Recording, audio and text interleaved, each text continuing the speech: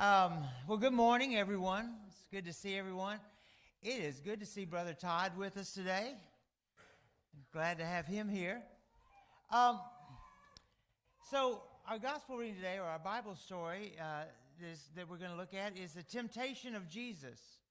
Now, Jesus had been born.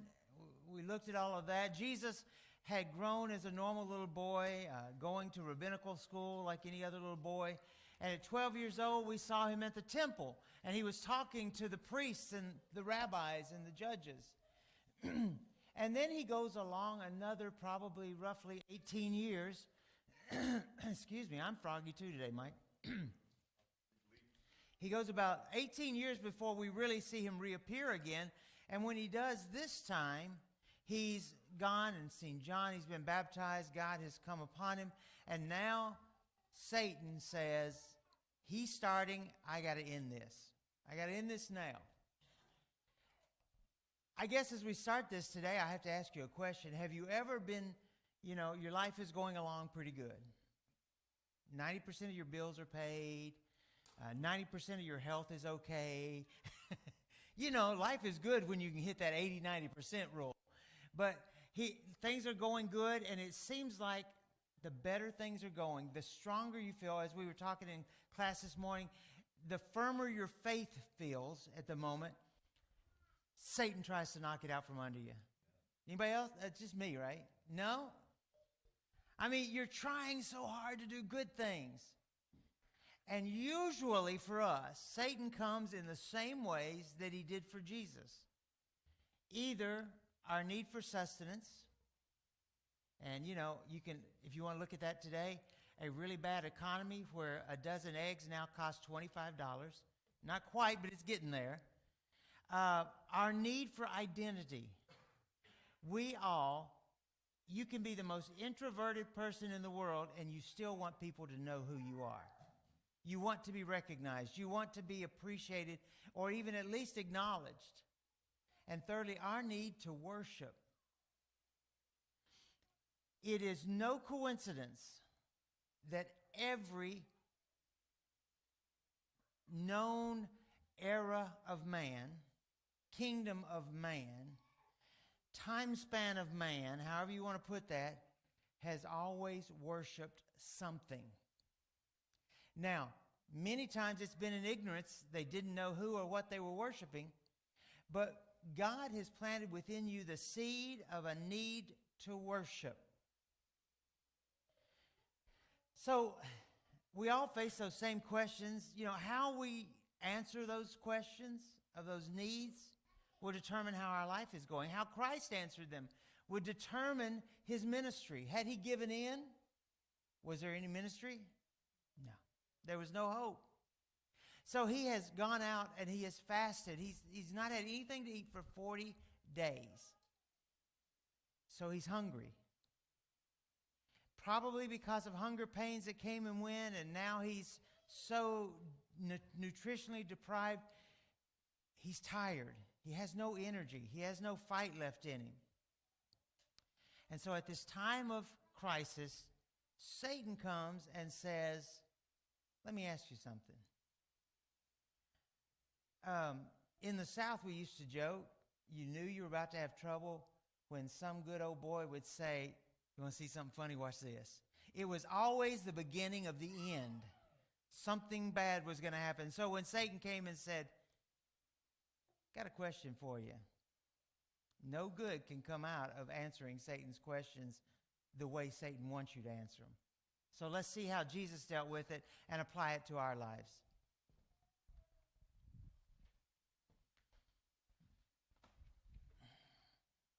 Today's reading will be from Matthew chapter 4, verses 1 through 11. Again, Matthew chapter 4, verses 1 through 11. Then Jesus was led up by the Spirit into the wilderness to be tempted by the devil. And after he had fasted for 40 days and 40 nights, he then became hungry. And the tempter came to him and said, If you are the Son of God, command that these stones become bread. But he answered and said, It is written, Man shall not live on bread alone, but on every word that comes out of the mouth of God. Then the devil took him along into the city and had him stand on the pinnacle of the temple and said to him, "If you are the Son of God, throw yourself down, for it is written, He will give His angels orders concerning you, and on their hands they will lift you up, and that you do not strike your foot against a stone." Jesus said to him, "On the other hand, it is written, You shall not put the Lord your God to the test." Again the devil took him along to a very high mountain and showed him all the kingdoms of the world and their glory. And he said to him, "All these things I will give to you if you fall down and worship me." Then Jesus said to him, "Go away, Satan, for it is written, You shall worship the Lord your God and serve him only." Then the devil left him, and behold, angels came and began to serve him. I can't even say it. Leo Tolstoy wrote a book, and in one of his books, he talks about a young man who the devil came to this young man and said, "I tell you what, you want to be like your dad? Okay, I will give you all the land you can get to in a 1 day's walk. You go 1 day, and everything you've covered in that 1 day is yours." And so the boy set out walking, and he was walking along and pretty fast, and all of a sudden he realized, I've got as much land as my dad now. And Satan said, "Do you want to stop?" And he goes, "I can get more. I can be better than my dad." So he takes off at a jog, and he goes a little further, and as the day gets longer, he realized, now I've doubled what my dad had. And so he says, "I can run. There's not much daylight left." And he takes off running, and he's running, and he's running, and he's running, and the sun dips below the horizon. And Satan says, or he says to Satan, "I've done it. Look at what I have." And he fell over dead from exhaustion. And Satan said, all that greed, all that work, and all he wound up with was a plot big enough to bury him. See, Satan lives off our desire to have more, to do more, to get more, to be more. And that's what he assumed Jesus would give in to. So when we are struggling with, and we're going to say here the need for food, it's not just food, obviously, but when we are struggling, when we're tired, when we're hungry, when we're sick, and we need sustenance, we are pretty weak.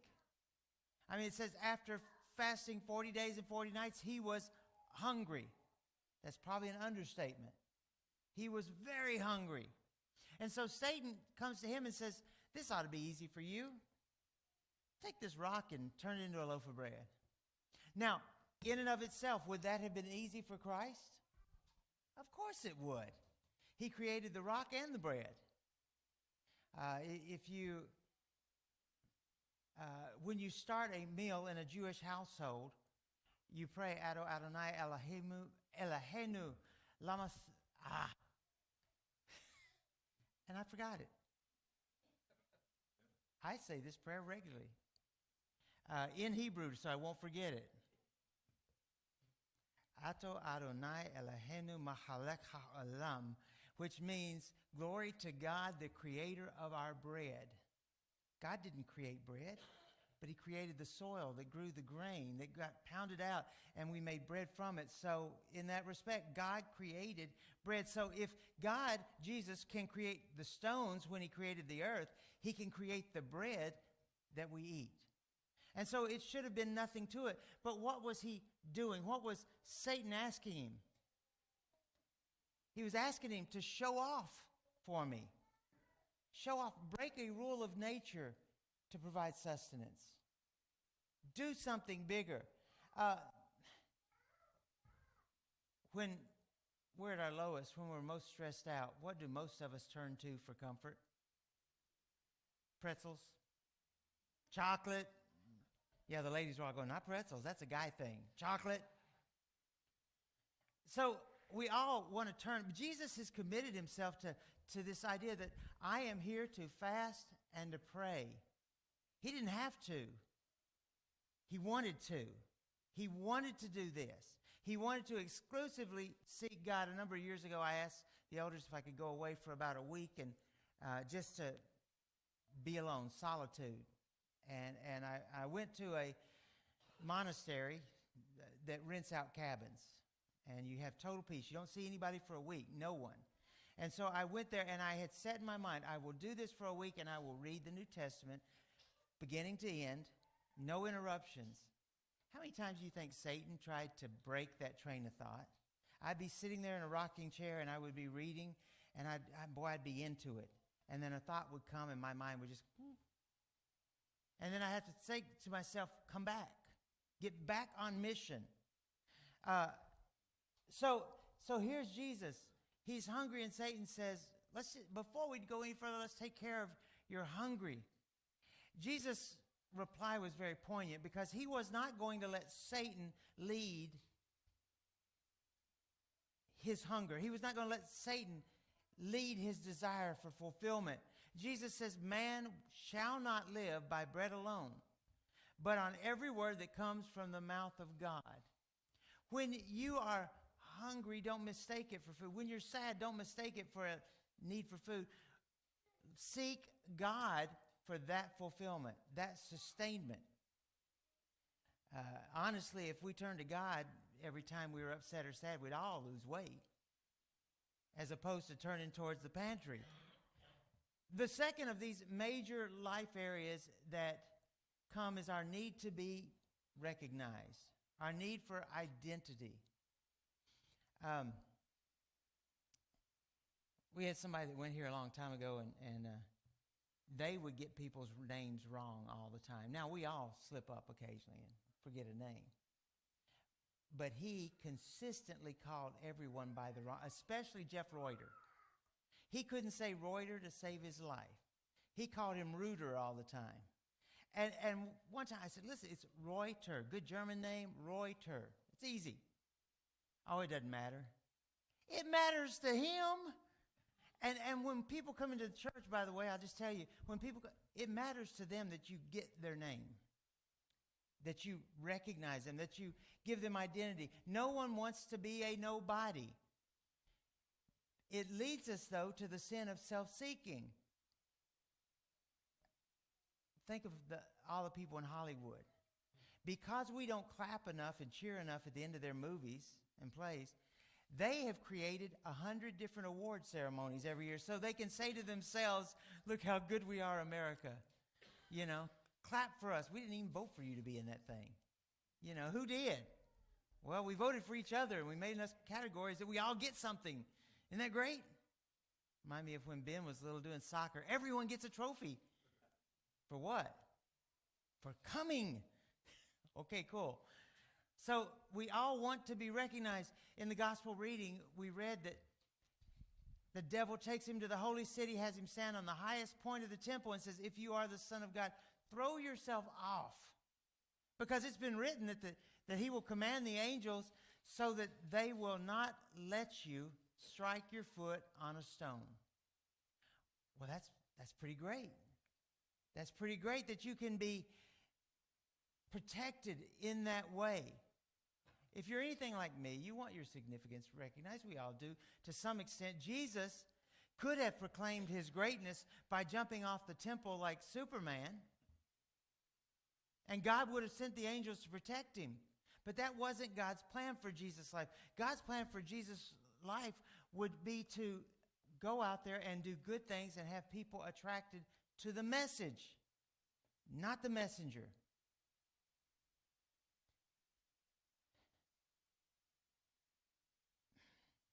Bob mentioned Brother Marshall Keeble this morning. Brother Keeble never finished elementary school.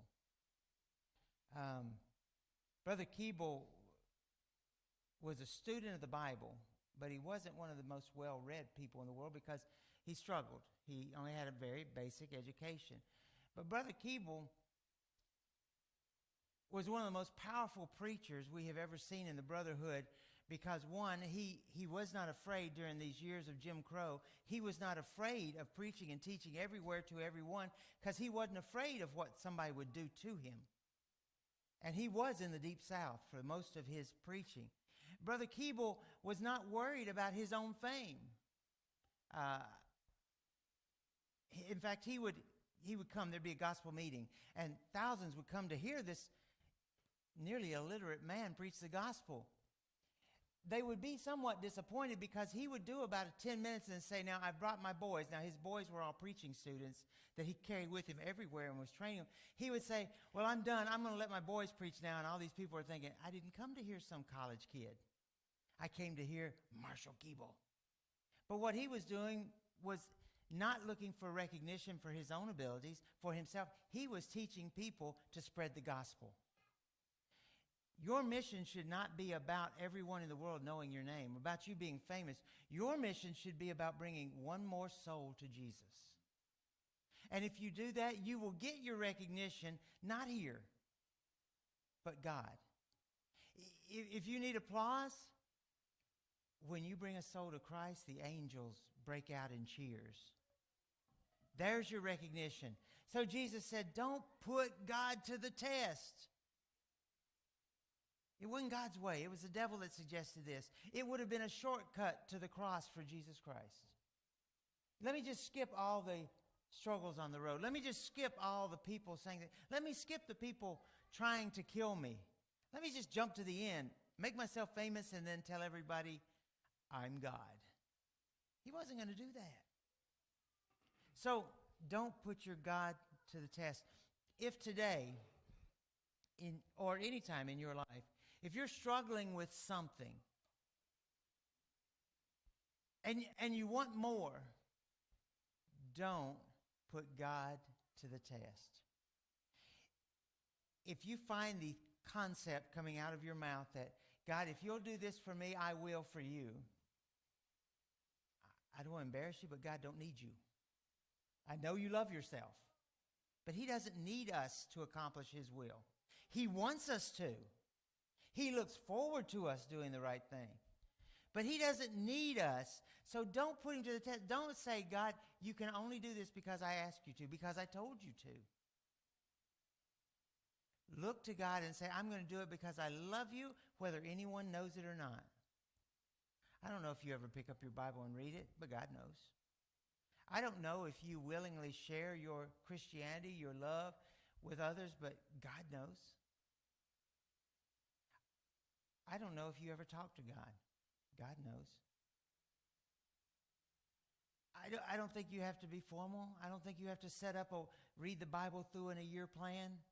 Because personally, I hate those because all it does is frustrate you and you can't do it. Just read the Bible a little bit every day. You'll get through it every now and then. You know, again, go back to Brother Keeble. Start in Genesis, end up in Revelation. You'll have it. You'll know the answer. So don't put God to the test. Put yourself to the test to do better, to be stronger. Challenge yourself. And make it doable. Say, next Sunday, rather than being the first out the door, well, you'll never be last out of the door. For most of you. There's too many of us that fight for the honor of turning off the lights in this place. But say, I will not run out the door. I will say, and I will talk to someone I have never spent time with. Or how about we will invite someone to go out to eat with us this Sunday after church. I got to tell you, and you don't have to take them out for steak. You can go to McDonald's. That's still a $50 meal. You know, hey, I mean that literally. I just took my grandkids out the other day to Subway. 2 sandwiches, 5 drinks, and $50 later, I was mad. But, you know, take them and sit down and have a sandwich. Do something in the name of God. So it can leave us vulnerable to the worshiping of the wrong things when we're tired and hungry, frustrated. In verse 8, again, the devil took Jesus up to a very high mountain and showed him all the kingdoms of the world and their splendor. And he said, all this I will give to you. Let me stop right here for a second.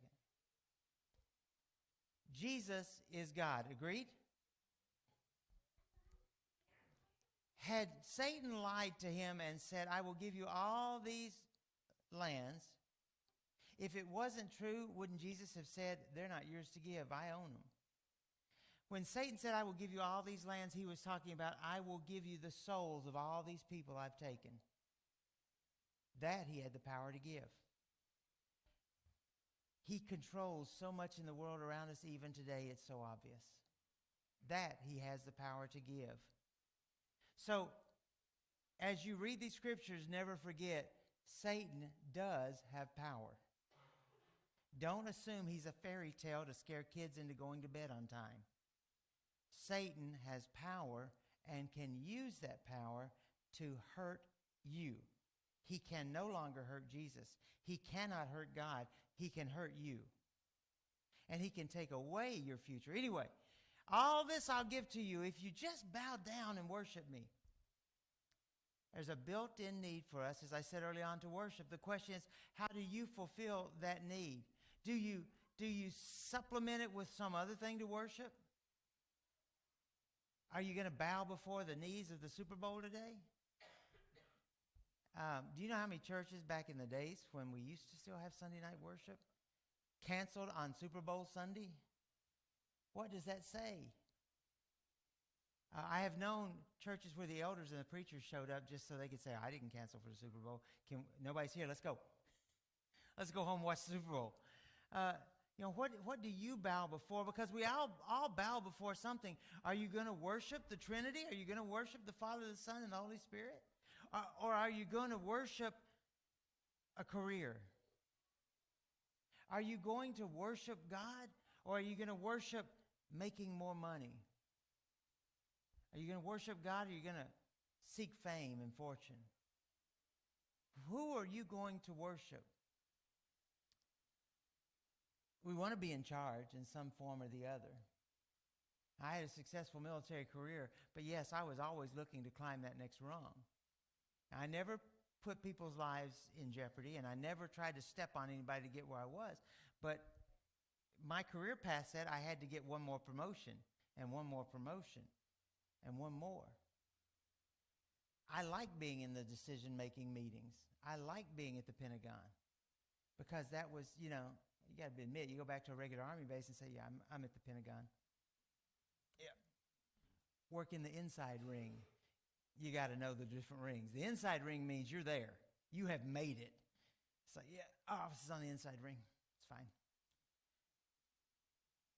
We want to worship or be worshiped by people, and that's not what Christianity is about.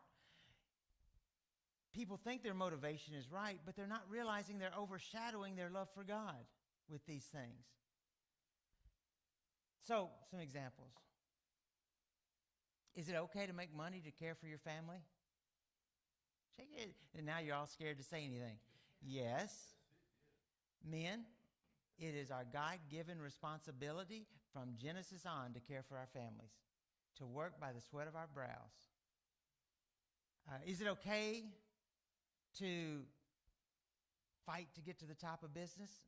Only if you're fighting fair. Only if you're being a good person. Is it okay to work overtime? Not to the neglect of God and your family. It's not. It'll destroy them. And then what will it be worth to you? No one on their deathbed has ever said, I just wish I'd spent more time at the office. No. Most people, as we get older, I wish I'd done more with my family. I wish I'd given them more time. And by the way, you can do it. Dads, I know many of you have hard jobs and work hard, but the whole time in my military career, we were at war, I was traveling the world doing all these things. I made sure that I tried to be at every single thing Ben did. I taught his Bible school class. I was his scoutmaster. And I couldn't always be there, but I was there so much. And I asked him one day a while back, I said, do you ever regret the times I had to be gone? And Ben says, I don't remember any time you were gone. Then I did it right. I balanced it well. We can balance. You have to do what you have to do, but you can balance it so that it works. Another example is worshiping doing great things. I mean, do you want to earn lots of money like Bill Gates? Do you want to paint like Pablo Picasso? Do you want to influence the affairs of nations through politics? I mean, like our greatest presidents maybe? You want to be that powerful? Well, the key to these things were, this was never God's way to do this.